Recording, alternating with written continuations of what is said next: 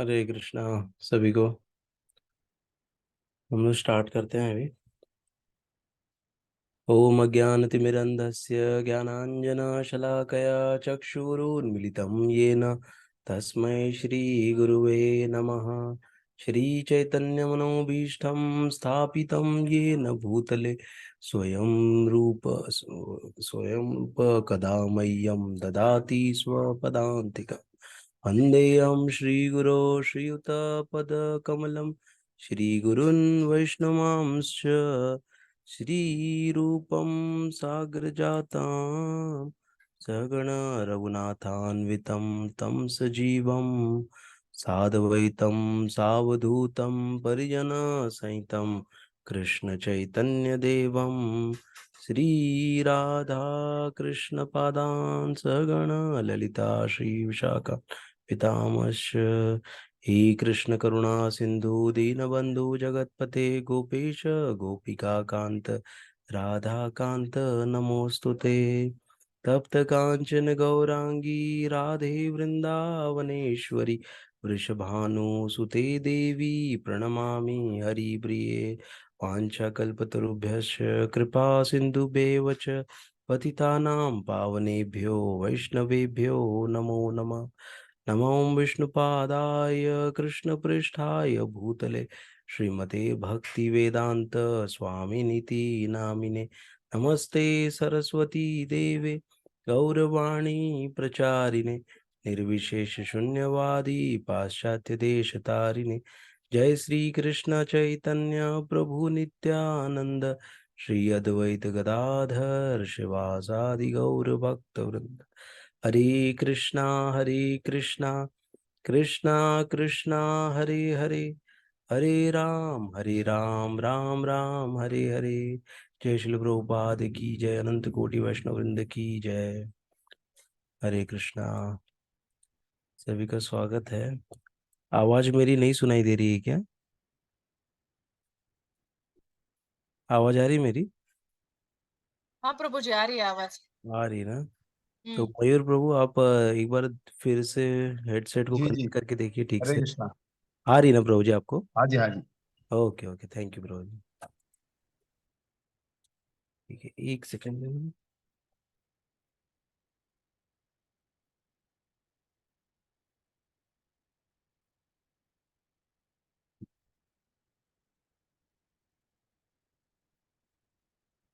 हम लोग ट्राई कर रहे थे कि ऑनलाइन इस पे दिखा पाए हम लोग स्क्रीन पे। मैं कल ट्राई करूंगा उसको दिखाने का। आज फिलहाल मैं ऐसे ही पढ़ता हूँ बुक से। आपके पास भी अगर भगवत गीता होगी तो आप लोग उसको लेकर आ सकते हैं ना, और फिर हम लोग पढ़ना चालू करेंगे। आज हम लोग इसकी पृष्ठभूमि पढ़ेंगे और फिर आमुख। उसके बाद इंट्रोडक्शन आएगा। ठीक है, तो आप लोग अपनी भगवत गीता ला सकते हैं। तो जैसे कि हम ये कम कम से कम अभी ये 4 साल मुझे लग रहा है हो जाएंगे अभी। मार्च में तब से हम लोग ने ये पढ़ना चालू किया है ना, श्रील प्रभुपाद जी की छोटी छोटी पुस्तकें। तो बहुत सारी छोटी पुस्तकें हो गई हैं अभी। सोचा कि बहुत लोग का रिक्वेस्ट भी था कि भगवत गीता पढ़ा जाए, तो इसीलिए फिर आज हम लोग भगवत गीता पढ़ने के लिए यहाँ इकट्ठा हुए हैं। और एक सेकेंड।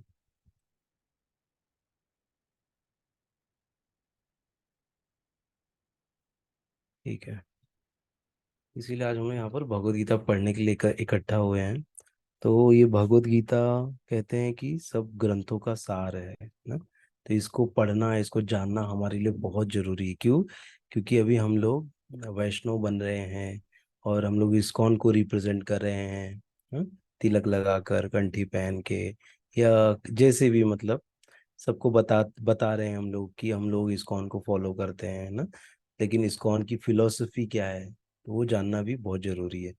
नहीं तो हम क्या हो जाएगा कि बोल रहे हैं ना, पढ़ रहे हैं सब कर रहे हैं, लेकिन क्या है, हमको उसका बेस क्या है, वो अगर हमको पता नहीं रहेगा तो हम लोग थोड़े दिन तक कर पाएंगे, उसके बाद फिर हमारा इंटरेस्ट कम हो जाएगा। इसीलिए हमको ये भगवत गीता थोड़ा डीप स्टडी करना बहुत जरूरी है ना। और ऐसे नहीं कि हम लोग पहली बार पढ़ेंगे तो हमको सब कुछ आ जाएगा, नहीं, भगवत गीता को कम से कम 100 बार पढ़ना पड़ेगा, तब जाके हमको कुछ कुछ चीजें पता चलना चालू होंगी ना। तो ऐसा मत समझिए कि एक बार मैंने पढ़ा तो मुझे आ गया। और अगर आप में से कोई एक बार पढ़ा है, उसको लग रहा होगा कि मुझे अभी तक कुछ भी समझ में नहीं आया और मैं इसको छोड़ दूंगा या छोड़ दूंगी ना, तो वो भी सही नहीं है। हमको वेट करना है, इसको पढ़ते रहना है। जैसे जैसे हमारी प्रगति होगी, जैसे जैसे हम ज्यादा सेवा करेंगे, कहते हैं ना, उससे और ज्यादा सब क्लैरिटी मिलने लग जाती, समझने लग जाता है। क्योंकि जब हम सेवा करते हैं तो हम विनम्र बनते हैं, और जब हम विनम्र बनते हैं तो हमको चीजें जल्दी समझने लगती हैं। हैं? तो सेवा करने से हमारे लिए ये शास्त्र पढ़ना बहुत आसान हो जाता है और समझना बहुत आसान हो जाता है। तो ये है, तो इसीलिए हमको थोड़ा प्रयास करना है कि हम लोग थोड़ा कंसंट्रेट होके सारा काम बंद करके फुल्ली, जो आधा घंटा है हमारे पास ना, 10 से 10:30 तक ही हम ये सेशन चलाने वाले हैं। लास्ट का 5 मिनट कुछ क्वेश्चन आंसर रखेंगे, तो 10 से लेके 10:25 तक, है ना। और पर्पसली मैं अभी इस प्लेटफॉर्म पे इसको लेके आया हूँ, जिससे कि नहीं तो मुझे डिस्टरबेंस होता था कि बार बार मुझे गूगल मीट पे सबको ऐड करना पड़ता था ना, और कोई ज्वाइन होता था तो टू से आवाज बजता था और फिर उससे डिस्टरबेंस होता था। इसीलिए मैंने जानबूझ के अभी जूम पे लेके आए हैं। और इसमें क्या रहेगा कि सेशंस रिकॉर्ड हो रहे हैं। जैसे आप अगर आज कोई सेशन नहीं देख पाए, आप पीछे जाके वो सेशन देख सकते हैं ना। जैसे कल आज का मिस हो गया और आज कोई जो ज्वाइन नहीं कर पाए, वो कल इस सेशन को देख सकते हैं, वीडियो अपलोड हो जाएगा ना। तो इसीलिए इसका हम लोग थोड़ा फायदा उठाएंगे और ज्यादा से ज्यादा हम लोग समझने का प्रयास करेंगे। ठीक है। हम्म। और जैसे ये नाम है श्रीमद् भगवत गीता। भगवत गीता मतलब क्या? भगवत मतलब भगवान, गीता मतलब गीत ना, सॉन्ग ऑफ गॉड। ये भगवान के मुख से निकला हुआ गीत है, उसी को भगवत गीता कहते हैं। और ये नीचे लिखा है इसके कि क्या लिखा है, आपको दिख रहा होगा कि नीचे लिखा है यथा रूप। ये ब्लर कर दे रहा है, शायद मुझे दिख रहा है। तो ये है यथा रूप, नीचे लिखा है, अगर आप लोग ने देखा होगा इसमें तो यथा रूप का अर्थ क्या? एज इट इज ना। एज इट इज मतलब जैसा भगवान ने बोला है वैसा ही इसमें लिखा गया है ना। श्रील प्रभुपाद जी ने वैसा ही लिखा है, क्योंकि हमारे पास भगवत गीता के टोटल 5,000 से भी ज्यादा जो संकलन है उपलब्ध है ना। अलग अलग ऑथर्स ने अपने अपने प्रोग्रेस के हिसाब से लिखा है ना भगवत गीता को। तो ऐसे बहुत सारे लोगों ने अपनी कमेंट्री, अपनी टीका दी है। तो ये जो श्रील प्रभुपाद जी ने इसको एज इट इज बोला है, क्यों? क्योंकि उन्होंने भगवान क्या कहना चाहते हैं उसको उन्होंने दर्शाया है। ये नहीं कि खुद की भावना या खुद के हिसाब से किसी चीज का कमेंट करना, नहीं। और उन्होंने क्या किया है कि इस भगवत गीता में तात्पर्य में अलग अलग आचार्यों की टीकाएं भी लेके आई हैं। मतलब ये भगवत गीता लिखने के लिए उन्होंने बहुत सारे रेफरेंसेस लिए हैं ना। ऐसे नहीं कि खाली एक जगह से कहीं से पढ़े और अपने मन, मेरे मन में आया तो मैं जो भी लिखना चालू कर दूं, नहीं। उन्होंने क्या किया, अलग अलग आचार्यों की क्या क्या टीकाएं हैं, वो सारी टीकाओं को उन्होंने एकत्र किया और इस पुस्तक में डाला है ना। ऐसे कहते हैं ना कि अगर हम लोग ऐसा लिखने जाएंगे ना तो हम लोग को सालों लग जाएंगे कि सब में से पढ़ो और फिर सब में से लाके एक छोटा सा सार बनाओ। नहीं, हमारे लिए बहुत टफ है। लेकिन ये प्रभुपाद जी ने क्या किया, हमारे लिए बहुत आसान कर दिया। नहीं तो क्या होता था, हम लोग पहले ये बुक उठाते थे, इसको खोलते थे और खाली बस श्लोका पढ़ के हम बोलते थे अरे हमको कुछ समझ में नहीं आ रहा है, और रख देते थे। आज भी बहुत लोग ऐसा करते होंगे। लेकिन हम लोग इस प्रकार इसको पढ़ेंगे। इसको एक रीडिंग, एक्चुअली ये बुक रीडिंग है, बट हम रीडिंग के साथ इसको स्टडी भी करने वाले हैं। जितना भी मेरे मुझे जितना नॉलेज है, मैं ऐसे नहीं कहता कि मुझे बहुत ज़्यादा नॉलेज है, लेकिन जो भी नॉलेज अभी तक मैंने इकट्ठा किया है, एकत्र किया है, उसके बेस पे हम लोग थोड़ा डिस्कस करेंगे। आप लोग का भी जो नॉलेज होगा आप भी शेयर कर सकते हैं ना। किसी चीज के बारे में कुछ ज्यादा पता हो या कोई स्टोरी आपको पता हो किसी श्लोक के रिलेटेड, तो आपको भी मौका दिया जाएगा, या आप हैंड रेज कर सकते हैं और पूछ सकते हैं या बोल सकते हैं, ठीक है। तो ये इंटरेक्टिव सेशन होगा। लेकिन पहले क्या है कि मैं पढ़ लूंगा, एक बार पढ़ूंगा, और फिर लास्ट के 5-10 मिनट हम लोग इसके ऊपर डिस्कशन और चर्चा करेंगे, ठीक है, ऐसा होगा। और हम लोग ये पढ़ किस लिए रहे हैं? हम पढ़ इसलिए रहे हैं जिससे कि हमारा नाम जप बहुत अच्छे से होवे ना, भगवान के ऊपर हमारा विश्वास, हमारी श्रद्धा बढ़े, इसलिए हम भगवत गीता पढ़ रहे हैं। हम्म। और भगवत गीता पढ़ने के लिए एक और कंडीशन होती है कि भगवत गीता उसी को समझेगी जो भगवान श्री कृष्ण को भगवान के रूप में स्वीकार करता है। उसी को समझेगी, अन्य किसी को नहीं समझ पाएगी। एक्चुअली वो बोलेगा ये मेरे बस का नहीं है ना। लेकिन जैसे हम लोग भगवान को स्वीकार कर लेंगे कि श्री कृष्ण ही भगवान है ना, तो ही ये भगवत गीता रिवील होगी, खुलेगी, हमको सब चीजें समझने में आसानी हो जाएगी और समझने लगेगी। ठीक है, तो ये प्रयास करिएगा कि ना, हो सकता है कि हम लोग अलग अलग कोई कोई देवी देवताओं की पूजा पाठ करते हैं ना, तो हम लोग को प्रयास करना चाहिए कि हम लोग भगवान श्री कृष्ण को एटलीस्ट मान ले ना, let us suppose Krishna is God, ऐसा मान के हम लोग भगवत गीता पढ़ना चालू करना चाहिए, ठीक है। तो फिर हमको बहुत अच्छा लगेगा और आसान हो जाएगा हमारे लिए भगवत गीता पढ़ना और समझना। नहीं तो ऐसे कहते हैं ना कि जो कृष्ण को भगवान नहीं मानता है और वो भगवत गीता पढ़ता है, तो उसको वैसे ही स्वाद आएगा जैसे कि बॉटल में मध रखी है, हनी रखा है, और उस बॉटल को बाहर से व्यक्ति चाट रहा है। उसको कोई टेस्ट मिलेगा क्या? नहीं मिलेगा उसको कोई टेस्ट ना। क्यों? क्योंकि बॉटल को बाहर से चाट रहा है। बॉटल, अगर हनी खाना है, मध खाना है, तो क्या करना पड़ेगा? बॉटल का लीड ऊपर से खोलना पड़ेगा, ढक्कन, और जो उसमें से निकाल के तब हम जब खाएंगे तब हमको टेस्ट मिलेगा ना। ऐसा है, तो ये है एक्चुअली भगवत गीता का। भगवान के रूप में स्वीकार करो कृष्ण को, तभी हमको रिवील होगी, समझेगा हमको ना। और दूसरा सेवा, सेवा का भाव अगर हम लाएंगे, सेवा करेंगे, तो शास्त्र हमारे लिए बहुत आसान हो जाएंगे समझने के लिए। सेवा मतलब कैसी सेवा? भगवत सेवा, भगवान की सेवा, भगवान का कार्य करना। हम्म, तो हम लोग अभी शुरू करते हैं। बोलो ग्रंथराज श्रीमद् भागवतम की जय। श्रील प्रभुपाद की जय। जय। इसकी पृष्ठभूमि में पढ़ता हूँ। यद्यपि यद्यपि भगवत गीता का व्यापक प्रकाशन और पठन होता रहा है, किंतु मूलतः यह संस्कृत महाकाव्य महाभारत की एक घटना रूप में प्राप्त है।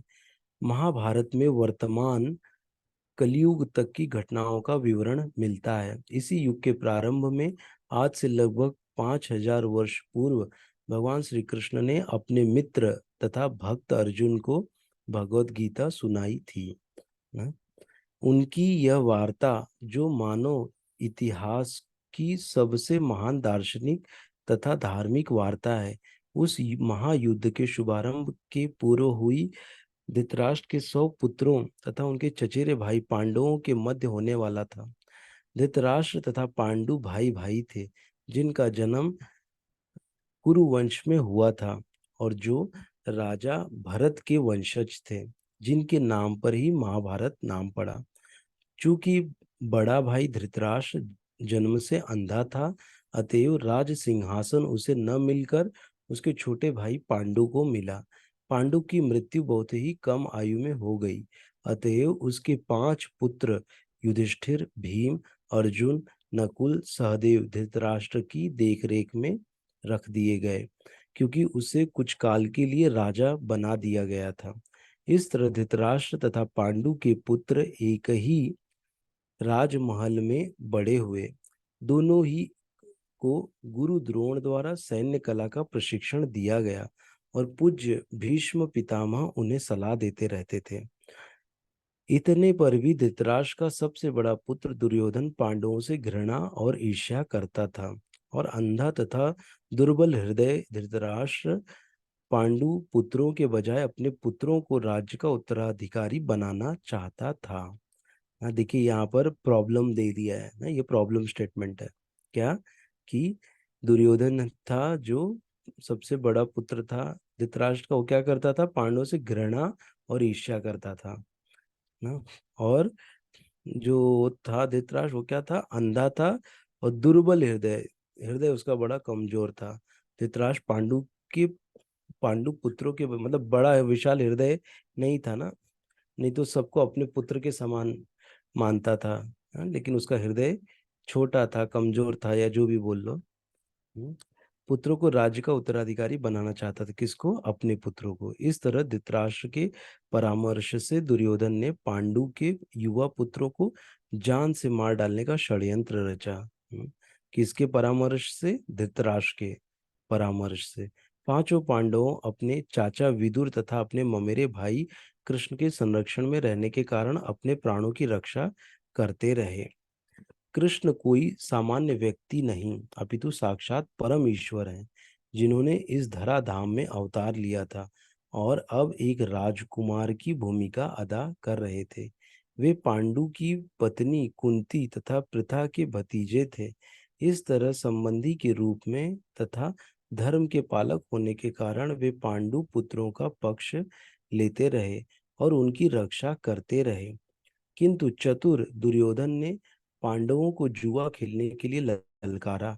उस निर्णायक स्पर्धा में दुर्योधन तथा उसके भाइयों ने पांडवों की सती पत्नी द्रौपदी पर अधिकार प्राप्त कर लिया और फिर उसे राजाओं तथा राजकुमारों की सभा के मध्य निर्वस्त्र करने का प्रयास किया। कृष्ण की दैवी हस्तक्षेप से उसकी रक्षा हो सकी, किंतु जुए में हार जाने के कारण पांडवों को अपने राज्य से हाथ धोना पड़ा और 13 वर्ष तक वनवास के लिए जाना पड़ा। वनवास से लौटकर पांडवों ने दुर्योधन से अपना राज्य मांगा, किंतु उसने देने से इनकार कर दिया। पांचों पांडवों ने अंत में अपना पूरा राज्य न मांगकर केवल 5 गांवों को ही मांग रखी। किंतु दुर्योधन सुई की नोक पर भी भूमि देने के लिए राजी नहीं हुआ। अभी तक तो पांडव सहनशील बने रहे, लेकिन अब उनके लिए युद्ध करना अवश्यम भावी हो गया। विश्वंभर के राजकुमारों में से कुछ विश्व भर के राजकुमारों में से कुछ धृतराष्ट्र के पुत्र के पक्ष में थे, तो कुछ पांडवों के पक्ष में। उस समय कृष्ण पांडु पुत्रों के संदेशवाहक बनकर शांति की याचना के लिए धृतराष्ट्र के दरबार में गए। जब उनकी याचना अस्वीकृत हो गई तो युद्ध निश्चित था। अत्यंत सचरित्र पांचों पांडवों ने कृष्ण को भगवान के रूप में पहचान लिया था, किंतु धृतराष्ट्र के पुत्र उन्हें नहीं समझ पाए थे। फिर भी कृष्ण ने विपक्षियों की इच्छा अनुसार ही युद्ध में सम्मिलित होने का प्रस्ताव रखा। ईश्वर के रूप में वे युद्ध नहीं कर सकते थे, किंतु जो भी उनकी सेना का उपयोग करना चाहे वह कर सकता था। राजनीति में कुशल दुर्योधन ने कृष्ण की सेना झपट ली, जबकि पांडवों ने कृष्ण को लिया। इस प्रकार कृष्ण अर्जुन के सारथी बने ना। ये छोटा देखो सारांश में बताया गया है, इसका जो प्रिफेस रख रहे हैं ना, इसका पृष्ठभूमि, कैसे महाभारत भगवत गीता क्यों बोला गया ना, उसके पीछे ये सब क्या क्या हुआ है ना, कितना बड़ा भगवान को क्या करना था? भगवत गीता सुनाना था ना, उसके लिए इतना सब चीजें हो गई। हाँ, इतना बड़ा युद्ध हो गया, कितने लोगों का उधर, मतलब बोलते हैं कि ब्लड का एक्चुअली फ्लड आ गया, इतना ब्लड नदी बन गई थी, ब्लड बह बह के। सोचो, भगवान को वजन भी कम करना था, पृथ्वी पे वजन ज्यादा हो गया था वो टाइम पे। इस प्रकार कृष्ण अर्जुन के सारथी बने और उन्होंने उस सुप्रसिद्ध धनुर्धर का रथ हाँकना स्वीकार किया। इस तरह हम उस बिंदु तक पहुंच जाते हैं जहां से भगवत गीता का शुभारंभ होता है। दोनों ओर की सेनाएं युद्ध के लिए तैयार खड़ी है और धृतराष्ट्र अपने सचिव संजय से पूछ रहा है कि उन सेनाओं ने क्या किया। इस तरह सारी पृष्ठभूमि तैयार है। आवश्यकता है केवल इस अनुवाद तथा भाष्य के विषय में संक्षिप्त टिप्पणी की। भगवत गीता के अंग्रेजी अनुवादकों में यह सामान्य प्रवृत्ति पाई जाती है कि वे अपनी विचारधारा तथा दर्शन को स्थान देने के लिए कृष्ण को ताक पर रख देते हैं। वे महाभारत के इतिहास को पौराणिक कथा मानकर कृष्ण को निमित्त बना देते हैं। किसी अज्ञात प्रतिभाशाली व्यक्ति के विचारों को पद रूप में प्रस्तुत करने का या फिर बहुत हुआ तो कृष्ण को एक गौण ऐतिहासिक पुरुष बना दिया जाता है। किंतु साक्षात कृष्ण भगवत गीता के लक्ष्य तथा विषय वस्तु दोनों है, जैसा कि गीता स्वयं अपने विषय में कहती है। अतः यह अनुवाद तथा इसी के साथ दिया हुआ भाष्य पाठक को कृष्ण की ओर निर्देशित करता है, उनसे दूर नहीं ले जाता। इस दृष्टि से भगवत गीता यथारूप अनुपम है। साथ ही इसकी सबसे बड़ी विशेषता यह है कि इस तरह यह पूर्णतया ग्राह्य तथा संगत बन जाती है।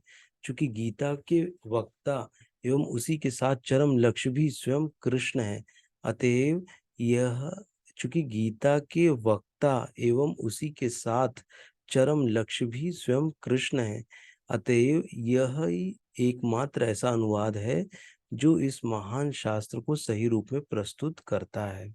हम्म।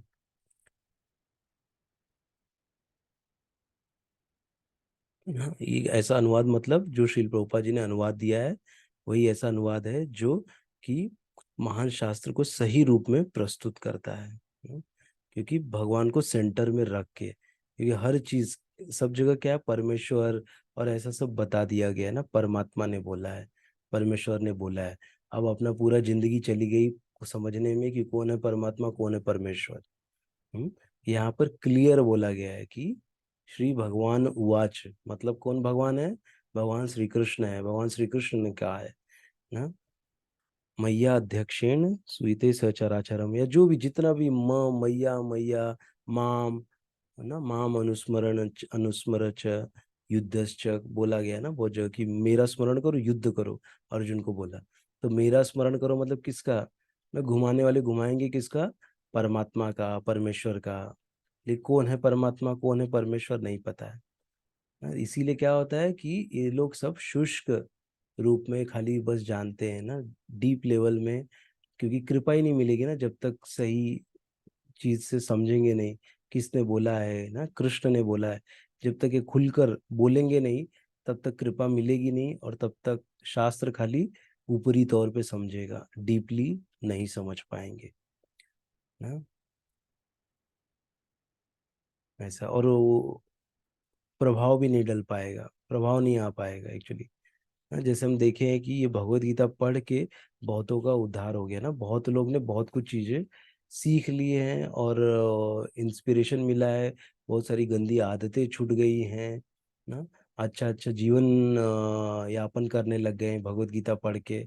और क्या हो गया, भगवान के प्रति प्रेम जागृत हो गया है ना। ये ऐसा ये शास्त्र है, ऐसा ग्रंथ है ना?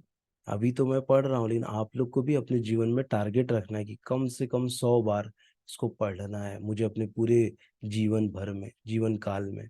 नोट करिए कितने बार इसको पढ़े हैं ना। एक बार दो बार, कभी हिंदी का पढ़िए, कभी मराठी का पढ़िए, आप अगर गुजराती गुजराती का पढ़िए, बंगाली उड़िया, जो भी है, इंग्लिश मराठी सब लैंग्वेज में पढ़ डालिए इसको ना। तो क्या होगा, 4 बार तो ऐसे ही हो जाएगा, हमको 3 4 लैंग्वेज तो आती ही है, 3 4 लैंग्वेज ऐसी हो जाएंगी, फिर वापस हिंदी, जो भी आपको जिसमें आपको अच्छा लगा, आप अच्छा कनेक्ट कर पा रहे हैं ना, तो फिर उस भाषा में इसको पढ़िए ना, जिस भाषा में आप इसको समझ पा रहे हैं ना, उसमें फिर ज्यादा से ज्यादा पढ़िए। इसका एक्चुअली जो मेन अनुवाद है श्री प्रभुपाद जी ने किस में किया है, इंग्लिश में किया है, फिर इंग्लिश से ये हिंदी में हुआ है ना। तो जो प्रभुपाद जी का ओरिजिनल ट्रांसलेशन है वो इंग्लिश है। लेकिन श्री प्रभुपाद जी ने जिनको जिनको ये जवाबदारी दिया उन लोगों ने बहुत अच्छे से निभाया है ना। तो वही सेम चीज हमको मिलता है जो श्री प्रभुपाद जी बोले, बहुत अच्छे शब्दों का चुनाव किए हैं, और एक भी वर्ड का गलत मिलानी की मात्रा सही नहीं है, या एक गलत लिखा है ऐसा भी मिला नहीं है। इतना करेक्शन हो चुका है और इतना रिफाइन हो गया है। और कहते हैं कि ये जो भगवत गीता है ना, ये भगवत गीता श्रील प्रभुपाद जी ने तीसरी बार लिखा है, पूरा पूरा A to Z। पहली बार लिखा था तो उनकी पत्नी ने उठा के उसको चूल्हे में डाल दिया था। तो स्टोरी भी हम लोग ने सब सुने हैं कि कैसे शिल प्रभुपाद जी पूछते कि कहाँ गया, तो शायद वो बोल दिए कि मैंने चूल्हे में डाल दिया या रद्दी वाले को दे दिया पूरा उठा के। भगवत गीता तो पूरा बेचारे मेहनत करके लिखे थे और पूरा वो चला गया। फिर ऐसे ही सेकेंड टाइम उनका फॉरेन में कहीं तो घूम गया, और फिर उन्होंने वापस से लिखना चालू किया। तो कितना मतलब मेहनत करके ये हमको मिला है, ये हम समझ सकते हैं भगवत गीता।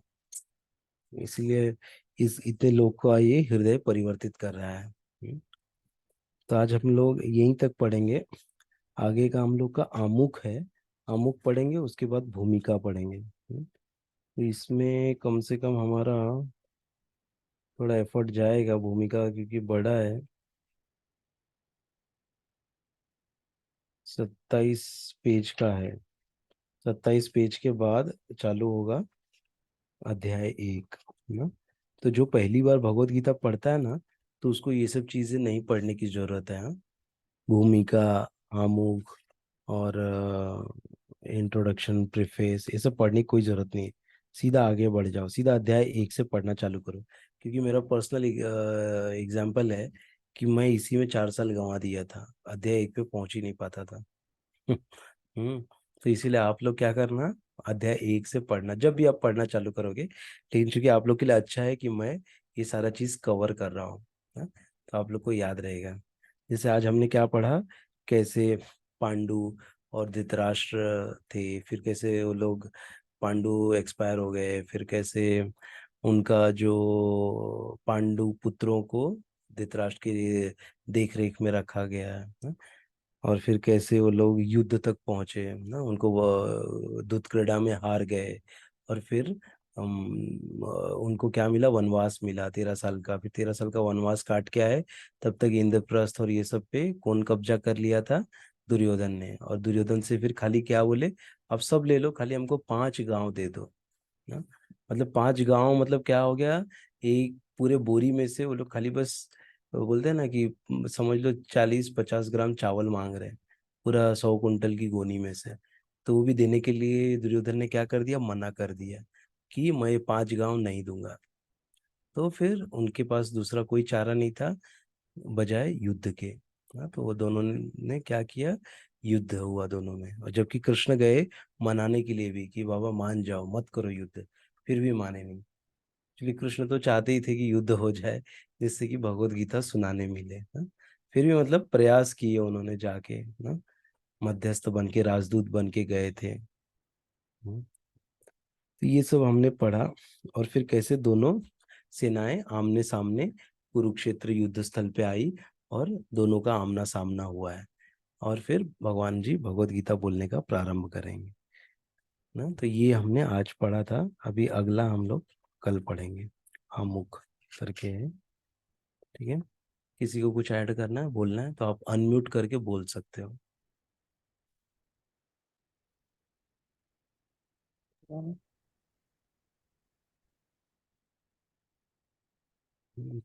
ठीक है। हाँ मयूर प्रभु जी बोलिए ना। हरे कृष्ण। हरे कृष्णा प्रभु जी। हाँ बोलिए ना। प्रभु जी, आपको ऐसा सही लगता है कि डायरेक्ट मेरा आवाज एक्चुअली थोड़ा बैठा हुआ है, इसके लिए थोड़ा डिस्टरबेंस हाँ आपको क्लियरली सुन। अध्याय 1 से अगर स्टार्ट करते हैं तो आपको समझ में आता है कि अगर आप पूरा गीता समझ में आ जाएगा, डायरेक्ट अध्याय 1 से स्टार्ट करेंगे तो? जी जी प्रभु जी, समझ में आ जाएगी। अच्छा, बेस का स्टार्टिंग में पढ़ के ऐसा बेस क्लियर करना जरूरी है, ऐसा नहीं है ना? नहीं ऐसा बिल्कुल नहीं। क्योंकि क्या होगा ना, चलेगा, अरे। जैसे ही आप हाँ, तीसरे चौथे चैप्टर पे जाओगे ना, तो आप हाँ, वापस हाँ। पीछे आओगे पढ़ने के लिए। नहीं, मैंने सेकंड तक हम्म, तो मैंने पढ़ लिया, पहला और दूसरा मैंने पढ़ा है। अच्छा, लेकिन बहुत मेरे अच्छा। मेरे दिल में ऐसा था कि मैंने आगे का स्किप किया, तो मेरे को ऐसा तो थोड़ा सा ये रह रहा था कि आगे का स्किप किया, आगे का स्किप किया, एक थोड़ा सा संकोच था दिल में। हाँ, तो नहीं लेकिन नहीं। अभी आपने बोला तो थोड़ा मैं फ्री हो गया।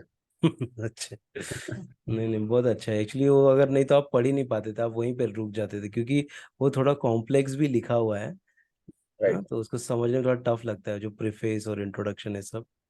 तो डायरेक्ट राइट। अध्याय 1 से पढ़ना चालू कर दिए, तो बहुत अच्छा किया। और मैं साथ में यूट्यूब में महाभारत के एपिसोड भी देख रहा हूँ ना, तो थोड़ा गीता समझने में और इजी हो रहा बहुत अच्छा है। है। हाँ। उसमें भी बहुत अच्छा समझा है एक्चुअली। एक क्लिप है, वो क्लिप शायद 2-3-4 घंटे की है, जिसमें अच्छा पूरा भगवत गीता भगवान बोले हैं, उसका अर्थ समझाए हैं। अच्छा। हाँ। मैं कल ये देख रहा था, 5 गांव मांगे ना जब भी श्री कृष्ण प्रभु भगवान ने, तभी दुर्योधन ने बोला मैं सुई की नोक तक नहीं दूंगा, सुई की नोक तक जमीन भी नहीं दूंगा। तो वो मैं अभी कल देख रहा था। अच्छा अच्छा। चलेगा Rohan, thank you so much. Thank you प्रभु जी। तो ये है। तो हम लोग फिर कल मिलेंगे। और कल मैं प्रयास करूंगा, अगर मुझे हिंदी का मिलता है तो हिंदी का मैं लगाऊंगा, शेयर करूंगा, जिससे कि स्क्रीन पे हिंदी का दिखे भगवत गीता ना, वो लाने का मैं प्रयत्न करूंगा कल। हम्म।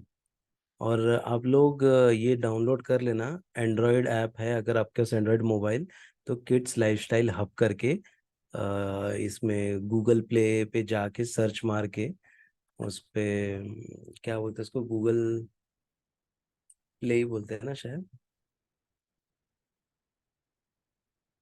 Play store. प्ले स्टोर, हाँ प्ले स्टोर पे जाके उसको सर्च मारिए, क्या, किड्स लाइफ स्टाइल हब। मैं उसका एक बार आइकॉन भी भेज दूंगा कैसा दिखता है। उसको डाउनलोड करिए तो क्या होगा, आपको हर 10 बजे जाके खाली आपको ऐप खोलना है। ऐप में आपको लाइव सेशन पे जाना है, सीधा सीधा वहां से आप डायरेक्ट ज्वाइन हो जाओगे। तो आपको मतलब इसका वेट करने की जरूरत नहीं है। और कल जैसे आपका आज का मिस हो गया, तो कल आप लोग जाके रिकॉर्डेड वीडियो भी देख सकते हो। रिकॉर्डेड वीडियो भी अपलोड हो जाएगा अभी तुरंत कुछ ही देर के बाद ना, तो रिकॉर्डेड वीडियो भी देख सकते हो वहाँ पे जाके। तो प्लीज़ ये सब चीज़ों का ज़रा फ़ायदा उठाएंगे हम लोग, और थोड़ा इसको हम लोग सीरियसली सिंसियरली आप लोग आइए, ज्वाइन करिए, और थोड़ा डिस्कस करेंगे हम लोग लास्ट के 5 मिनट में। और फिर अच्छा हमको फील भी होगा, और कुछ हम प्रोग्रेस कर रहे हैं ऐसा हमको महसूस भी होगा। हाँ, और चैंटिंग करने में हमारा कंसंट्रेशन और अच्छा होगा। हम्म, तो हम लोग आज यहीं पे इसको एंड करते हैं इस सेशन को। ठीक है, thank you so much. Hare Krishna. Thank you प्रभु जी। थैंक थैंक यू यू प्रभु जी so much. Thank you. Hare Hare Krishna. Krishna. Hare Krishna. Hare Hare Krishna. Krishna. Hare Hare Krishna. Krishna.